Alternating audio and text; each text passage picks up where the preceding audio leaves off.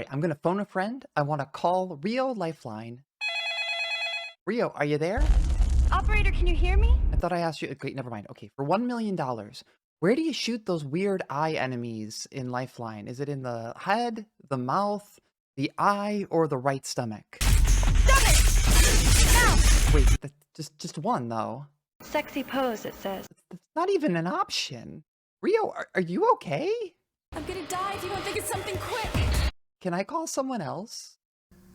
Lately, I've been listening to a lot of video essays. For one, it gives me something to do while I engage in the Sisyphean task of trying to improve at art, and it also helps me get a better idea of what it is that makes content like this. This video, right here. What is it that makes stuff like this engaging? And while I haven't found the answer to that question, I have learned that almost every time that somebody opens up a video calling the subject ambitious, it's usually a caveat to excuse the failings of the subject. It's a very nice way of calling it a swing and a miss. But with that said, it's really hard to talk about the 2004 PlayStation 2 game Lifeline without using the word ambitious. And yes, there are issues with the game, but if you go looking for anything about Lifeline in the year of our Lord and Savior Luigi Mario 2023, you're almost exclusively going to find clips of people clowning on the game. Now, if you've played Lifeline or you're familiar with it at all, you know that that is very easy to do. But personally, I think that Lifeline deserves to be remembered as more than just a punchline. So I'm going to do something ambitious here myself, and I'm going to make a video where I'm going to say good things about Lifeline. Even though this game is almost 20 years old at this point, it's something I only recently discovered. A friend of mine and fellow streamer played it on her own channel and then dropped into one of my group drawing streams to sketch this little gem. Yes, that is Gex the Gecko cursing me to play Lifeline. And like the bite of a werewolf passes on the curse, from that point on my fate was sealed. I did my own playthrough of Lifeline and the game has stuck in the back of my head ever since. So what exactly is Lifeline, and why is it that I keep thinking about this game? Well, Lifeline is a survival horror game that is controlled almost exclusively with voice controls. It was released in Japan in 2003 under the title Operator's Side, where it's actually a best-selling PlayStation 2 title. Sony handled the development of the game for the Japanese market and then handed the title over to Konami to handle the English language localization. Unfortunately, the title's reception in the English language market was mixed, to put it positively. Honestly, it was pretty negative. There was a lot of hype leading up to the game's release, focusing on the novelty of using voice controls in a survival horror game, but the ultimate experience left players feeling jaded and frustrated. Prior to the release of Lifeline, voice controls were seldom used in games, with two notable exceptions occurring in Nintendo's Hey You Pikachu and Seaman for the Sega Dreamcast. There's an honorable third mention to the game that my friends and I made up where we would just say our names over and over and over again into an early version of Dragon Naturally Speaking until it would inevitably mishear us and type out a swear word. And as different as those three games are, they do have one thing in common. They tend to be slow-paced and they give you a lot of time to think about what you want to say and clearly enunciate it. But Lifeline switches things up and takes that technology and brings it into a survival horror game where you have to give commands quickly or face death and the subsequent loss of progress. And even in 2023, voice recognition technology is still very much a work in progress, and the prospect of a game that is controlled entirely through voice controls would be ambitious even now. And keep in mind, this game came out almost 20 years ago. It's only recently that games like Ape Studios' Albedo have started to explore similar concepts again. When you do see voice integration brought back into games, it's more common to see it used in horror titles where the focus isn't around clear enunciation and giving commands, but rather around being as quiet as possible. For example, if you make a bunch of noise at your desk, or if you walk around calling the ghost a dick butt in Phasmophobia, that's a very quick way to get yourself killed. It's still immersive for the player, but it sidesteps the messy nuances of interpreting language and translating that into gameplay. And there are very good reasons to sidestep those issues. So let's take a second here and let's talk about the English language. Now, I'm a native English speaker, so it never occurred to me just how bizarre the English language is until I decided to start learning other languages. It's full of weird rules, exceptions, and caveats, and that's before you even start talking about syntax and grammar. Let's just take a second and think about the word unyouthful. every U in there is pronounced differently, just like every A in the word Dalmatian is pronounced differently. Because in English, every letter is impacted by what comes before it and what comes after it. So sometimes an A is not an A, but it is an A, it's just pronounced completely differently than the other A that is used in the same word. That concept is hard for people to grasp, and trying to teach a bunch of sand, aka a computer, to interpret those nuances and to develop rules and then translate those into commands in a game, well, it's a very complicated problem. The fact that Lifeline works at all, especially considering that it was created by one company for the Japanese market and then localized by a completely different company for the English market, is honestly a commendable accomplishment. And even when you peel back and you take away all of those voice recognition elements, Lifeline is still a curious game. It's full of loving little touches, odd choices, and a truly bizarre sense of humor. But when you go looking for any information about how this game came to be what it is, you're not gonna find much. The Wikipedia section for its development is entirely empty, and even using the Wayback Machine, I couldn't find much past some early 2000s IGN articles and the game's now defunct promotional website. I even went looking for more information about the director of the game, Manabu Nishizawa, and all I found was that Lifeline is his only directing credit. In fact, it's his only credit in games at all. He actually showed up, made this game, explained nothing, and left. With all that background out of the way, let's start to talk about the actual game itself. If you care about spoilers, you might want to skip ahead to the next section. If you don't care but you've never played Lifeline yourself, well, fasten your seatbelt because this game is a trip. From this point on, I'm going to walk through my most recent playthrough of Lifeline, go over the core plot beats, and also talk about the things that work and don't work along the way. Ready? Ready. All right, deep breath.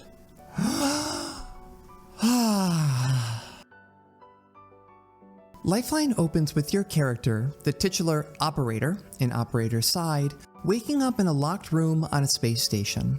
We can see that we're injured, and there's a console in front of us that starts to play a reel of security footage to set up the story of how we got here.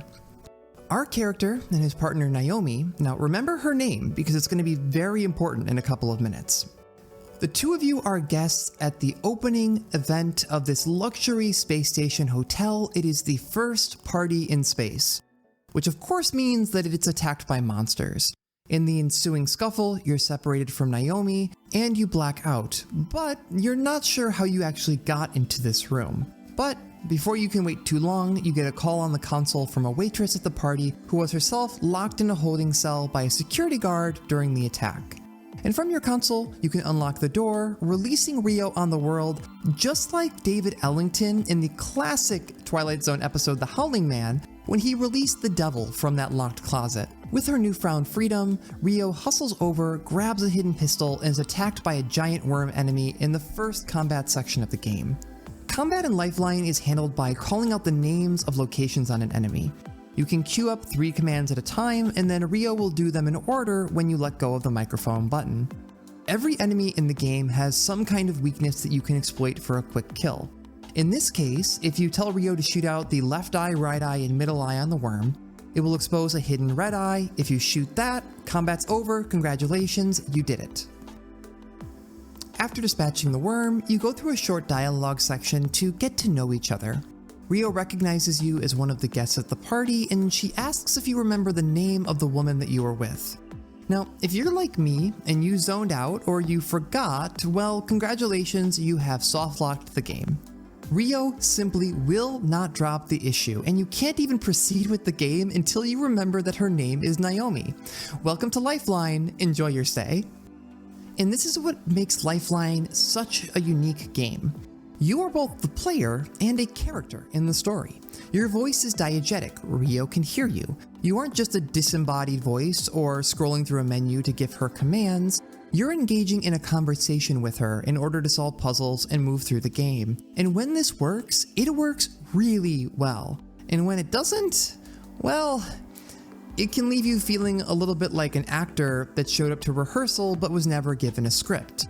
You have lines, you were just never told what they were, and the game expects you to know them regardless.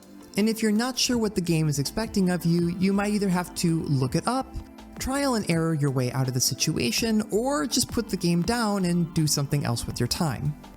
Now, as an aside, there are a couple Easter eggs baked into this conversation. When Rio asks you what the name of your girlfriend is, if you either say the name of her voice actress or Rio, she acts surprised, because the developers really thought through these conversations and anticipated some of the more outlandish responses that a player might give and headed you off at the pass. From here on out, the first section of the game proceeds smoothly. You guide Rio through a series of guest rooms, collecting shutter keys to open up locked areas of the ship as you search for Naomi and the reporter that Rio herself is looking for. Along the way, you meet other survivors and get used to the combat system. At this point in the game, every enemy has some kind of weak point that you can either obviously see or intuit from the way that they move, and using that you can kill them in 1 or 2 shots. Combat is typically short and low risk, and the game is also throwing healing capsules, also known as juice boxes, also known as ecto-coolers, at you, so even if you do make mistakes, it's pretty easy to recover from them. Eventually, you encounter your first major obstacle, this giant spider. Rio's handgun is not going to be enough to take this thing down, and you learn from another survivor that it's afraid of fire. Unfortunately, the flamethrower that he used to escape from it is out of fuel, so you're going to need to figure out another solution to this problem. The supply room ends up being a bust, and you don't find any spare fuel there either, but you do find a lighter, and that might be useful in a little bit. Another quick stop off onto the infirmary starts off another dialogue section with Rio. She has an idea of a weapon that might be useful. It's right on the tip of her tongue, but she can't quite remember what it is. Now, if you're like me, you probably had to phone a friend. Get it? Get it? It's a Who Wants to Be a Millionaire joke. This is the quality of humor that you all subscribe for, because you are subscribed, right? Anyway, if you're better than me and a telepath, you know that Rio is thinking of a Molotov cocktail, and when you tell her that, you can move on to the next section.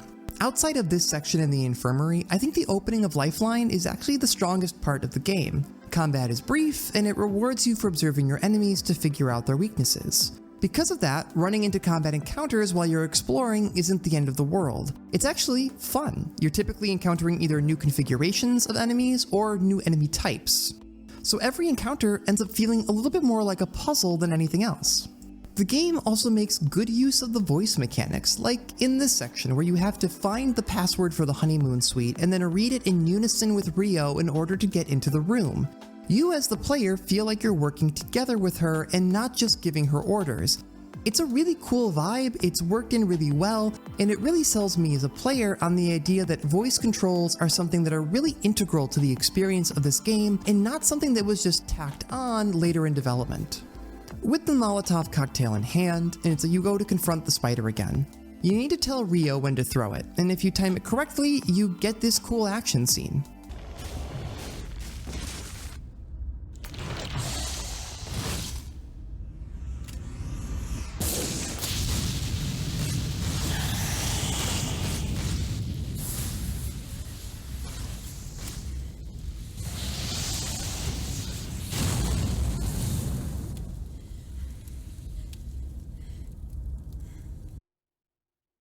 If you mistime it, well...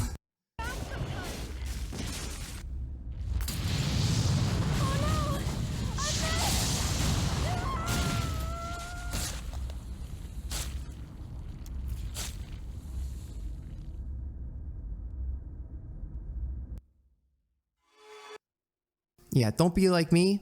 Please don't miss this. After taking care of the spider and clearing the path ahead, you meet this extremely suspicious scientist that honestly could make most of the murderers on Colombo look like good liars. When you tell Rio to explore the bathroom, she's spooked by the sound of music coming from the women's bathroom. Now this is one of the better sections in the game, and it does a lot to flesh out Rio as a character. She's afraid, and you need to console her, and then she's able to move on and take a step inside. She also tells you why she's afraid. Well, one of her coworkers told her a spooky ghost story about how people that die in space don't rest easily and they're doomed to haunt the universe forever. After she gets herself together, she's able to open up the closet that the music is coming from, and it turns out that it's just a music box. The same coworker that told her that ghost story set a prank out for her. And even though she feels momentary relief, that quickly fades into grief as she realizes that whoever went out of their way to set this prank out for her is probably dead. If you're willing to meet Lifeline halfway, these moments work really well, and we can see that Rio cares about her coworkers, and the gravity of the situation in that moment starts to set in on her. But there's still more exploring to do, and a little ways up we meet another group of survivors who tell us about a rescue team that has arrived at the receiving port. And this is where the game takes a drastic turn. From this point on, combat is going to become a much more central part of the game, and up until this point, the location of encounters made sense. You went into a new room and maybe there were monsters in it, or you opened up a shutter and maybe there was a monster waiting for you on the other side. But on your way to the receiving port, you're attacked multiple times in the hallway. The game even gives Rio a bigger gun and a new outfit to signal this tone change. The unfortunate bit here is that combat is far and away the weakest part of the game. Even though Lifeline is a survival horror game, it differs from other contemporary titles like Resident Evil, Silent Hill, and even Dino Crisis in some very important ways. It's just missing some of the glue that makes the survival horror experience cohesive. For example, first, combat is unavoidable. After you've triggered an encounter, you are stuck there. You can't run away. And second, there's no ammo scarcity. In other titles like the outstanding Signalis, which I highly recommend playing, honestly was probably my favorite game that I played last year, a major part of the tension that you feel as a player comes from having to make decisions with limited resources. Do you want to spend those bullets on this enemy, or do you want to take the risk of trying to sneak around them? In both horror and comedy, you need to have build-up in order for the punchline to land. In other survival horror games, sometimes the stress of walking around with limited ammunition and not knowing what is waiting for you around the corner is much scarier than whatever is actually around the corner. But unfortunately, Lifeline doesn't let you linger in those kinds of situations. You never feel defenseless, and it really detracts from the survival horror element that they seem to be going for with this game. And finally, and probably most importantly, you can't see enemies until combat starts. This ends up making exploration feel punishing as combat becomes more of a chore. Is it really worth exploring that corner of a room for an ecto cooler if it means that you might get into another 5-minute shouting match with a slug?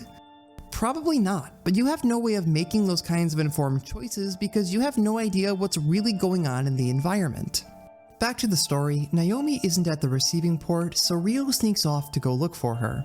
To access the rest of the ship, you're going to need to go through a dark warehouse, but a quick stop off at the security manager's office allows you to download a night vision upgrade for the camera and admire his collection of strawberry candy. I really wasn't kidding when I said this game has a very weird sense of humor. Once you have the upgrade, you need to get the key to the warehouse, which Rio remembers is back in her quarters. On the trip there, you pass by the door to the warehouse and you can hear gunfire coming from inside of it, making Rio clearly uncomfortable. Her quarters are blocked off by one of the only boss encounters in the game, and after beating up a giant plant, you find out that her room is entirely trashed. From that scene in the bathroom, we know that Rio cares about her coworkers, and now she's dealing both with the reality that most of them are probably dead, but also her mementos, her photos have been destroyed. And understandably, she breaks down and you need to console her again. When Lifeline lands things, it lands them really hard, and this scene is another one of those. Rio isn't Ripley. She's scared. She doesn't want to be alone. In fact, you get a follow-up to this when you go to the warehouse. Once you go inside, Rio quizzes you by holding her hands up to make sure that you can actually see her. It feels a little bit goofy from a gameplay perspective, but again, if you're willing to meet Lifeline where it's at, this scene helps to once again set up the idea that you are working together with her. Unfortunately, the warehouse itself is one of the most miserable parts of the game. It's a combat gauntlet in tight areas with scenery blocking Rio's ability to shoot enemies. At first, it's a fun change of pace because now you have to be mindful of your positioning instead of just reading off the weak points of the enemies. But that gimmick has more than worn out its welcome by the time you hit the 6th encounter in this room. On the other side of the warehouse, you run into another new enemy type, the frog. Unlike other enemies in this game, frogs drop an item when you defeat them, and in this case, it's a grenade. Grenades can be used in combat, but they're disappointing at best, and honestly, not worth it. It's a bummer. The game keeps throwing combat at you, and really hasn't done a lot to introduce new enemy types or vary the encounters for a good bit here, but when you do finally get a new option, it's not all that useful. A little further on, and you encounter a puzzle section where you have to guide Rio across a set of pipes safely to the other side. She can't walk on the same pipe for too long or she'll lose her balance. And she also can't step on a section that's actively shooting steam or she'll fall. This bit can be very frustrating, but in my playthroughs, I've really come to appreciate it. Lifeline is at its best in these kinds of sections, where you can plan out what you want to do and speak clearly into the microphone. Honestly, I would love it if this game had more stuff like this. On the other side of the pipes, Rio finds the body of the reporter that she's been looking for and gives you a little bit of exposition. She took this job as a waitress after seeing a news report featuring a mysterious stone on exhibit in the station, but if you ask her for more information about it, too bad. She doesn't trust that you're going to believe her. The next section has you killing frogs, taking the launcher shells that they barf up to blow up debris, and eventually you find this guy who gives you an elevator code. Next to the warehouse, I think that this is the second most painful part of the game. Enemies in this area spawn very close to Rio, creating a frantic pace to combat that makes it difficult to speak clearly. And when you put that in conjunction with longer location titles and shorter vulnerability windows, it's a recipe for disaster in combat. I love it when I say front leg, right stomach, left stomach, and I watch Rio shoot their leg, turn to the left, and then drink one of my precious few juice boxes. It rules. I'm not even mad at all, not even a little. I genuinely love this game. In the elevator, we meet the last new enemy type, the giant crab. These little guys teleport above you and then do the E-Honda sumo butt slam. To avoid the attack, you have to tell Rio to jump during a tight timing window. Now, how do you learn to jump? If you're an astute player and maybe earlier in the game you stopped and you looked through the list of commands that you can give Rio, you might have noticed that jump is not on that list. In order to learn how to do it, you have to examine the copier back in the waiting room. And if you didn't do that, these attacks are basically unavoidable. I don't know how a new player is supposed to know that, and it's very easy to miss, even if you have played this game before. And if you miss it, this encounter might become impossible unless you have enough juice boxes to be able to heal through all of the damage you're going to take. It's also worth noting that by this point in the playthrough, you've probably realized that the game has stopped throwing juice boxes at you to begin with, and there is no way to heal in Lifeline outside of the limited number of ecto-coolers that you're going to run across. Well, with one exception. Earlier in the game, there's a dead body in one of the bathrooms, and if you tell Rio to look under the person's bad hairpiece, she finds a note that says, "She sells." And if you respond with, "See shells," you unlock the tongue twister minigame. Complete 3 tongue twisters in a row, and Rio will heal a little bit, but if you get even one wrong, you get nothing and have to start all over again. And yes, this is the only way to heal once you run out of juice boxes. So you can be in one of the game's later combat gauntlets, go through an encounter, and then stop and ask Rio to play some tongue twisters with you so she doesn't die immediately afterwards. I love this game. The next major obstacle is a mutated alien boss, and this is the only spot in the game where the launcher is actually useful. You damage him by shooting the glowing areas on his body, and if you hit him with a launcher shell, it will knock him down and reset them so you can damage him again. Do that 2 or 3 times and you finish the encounter easy peasy. But if you don't have enough shells or didn't know to use the launcher at all, good luck. This fight is the concentrated essence of everything I've been complaining about with Lifeline's combat. The vulnerability windows of this boss are so short that a friend of mine had to slow down the game in an emulator to be able to finish this boss. It turns out that this isn't actually a hotel at all. It's a science research station using a hotel as cover, and an evil organization has been working there to recreate the Philosopher's Stone. Yes, the Philosopher's Stone, the one from anime, and they want to use it as a weapon of war. Yep, it's been alchemists the whole time. It's alchemists all the way down. After defusing a bomb that they've set in the exhibit hall, Rio finds them killing the remaining survivors before being killed themselves by another alien. And now we move on to the finale of Lifeline. Really buckle up here, because this is where it goes off the rails. There is one spot left that we haven't checked on the station. It's the testing center, and surely Naomi has to be there. So Rio makes like a parade float to make through the zero gravity environment, and we meet the actual brain behind the operation. As a descendant of Paracelsus, Rio's family has been in charge of protecting the Philosopher's Stone for generations. Her father was analyzing it using modern technology, along with his partner, Joseph Kraft. Once they finished the analysis, Kraft betrayed him, killed Rio's father, shot her, and then made off with their results and her father's brain. Since then, he's been using both to manufacture flawed replicas of the stone. All of the enemies that you fought so far have been animals, plants, and even people that were mutated into biological weapons by Kraft's experiments. After shutting down the life support system keeping Rio's father alive, there's no reason to stay here, but Joseph Powers, remember that weird scientist from earlier, stops us on our way to the escape shuttle. He's such a nice guy that he even stops to tell us how bad his alias is. The daughter of such a brilliant man. I'm amazed at how stupid you are. Joseph Kraft, my German birth name, translates to Joe Powers in English. Wait. I think I've seen this one before. Can we roll the clip here? Hey, it's you again. Yes, Schwartz Bruder. God, I love this game. Kraft shoots Rio in the heart, only to find out that her father had healed her when he shot her as a child using the Philosopher's Stone, and that it has taken the place of her heart. The fake stones mutate Kraft into a giant monster, and the operator and Rio work together to use the rockets from the escape shuttle to defeat him.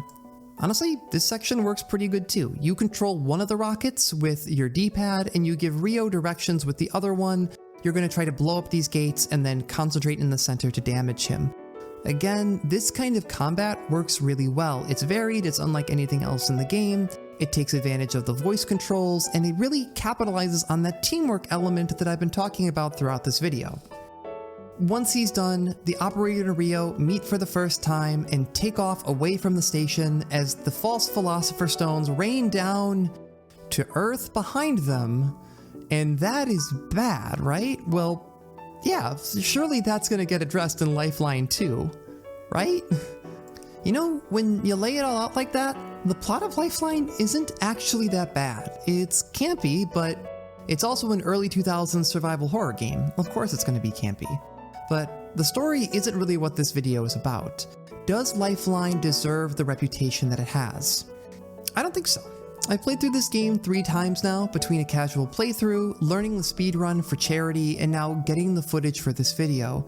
There are some real rough edges to this game, but all in all, Lifeline sticks the landing more often than not. And most of the pain points that I've come across come from combat and not from any of the exploration sections. As long as Rio isn't holding a gun, she very rarely misheard me, and even when she did, it was mostly a momentary annoyance than anything game-breaking. Now that I think about it, if you were to take out combat entirely, or massively scale it down, Lifeline would only be better for it. You'd end up with an adventure game that's somewhere in the vein of King's Quest and Monkey Island and all-time banger Putt Putt Saves the Zoo, but with the novelty of voice controls as both a gameplay and a story element. Honestly, I would be here for that. All of the most memorable parts of this game for me are the character moments that sell you on the idea of working together with Rio, and not anything to do with combat. If the team's main goal was to use those voice controls to make Rio seem like a memorable character that has agency and personality apart from the player, mission accomplished. And I've encountered a lot of movies, games, and books that try to do the same thing and are not nearly as successful. This is part of why I wish there was more information about the development of this title. There's no way to know what the team was really going for. Why is there this sudden shift to make it more combat-centric after you meet the rescue team? Was that a directive from the top to make the game more like its contemporary horror titles? Or did the team feel the need to maybe pad out the game's playtime? The world may never know, but what we do know is that for better or worse, there has not been a game like Lifeline since, and there likely is never going to be one like it again. This is a completely unique game that took some big swings and hit quite a few of them, but did whiff on some of the game winners. If you have a chance to play it yourself, give it a shot. It's short. This playthrough took me about 4 hours. The current speedrun record is about 2.5, at least for now, until I break it during my Lifeline speedrunner arc. For now though, this is what I got.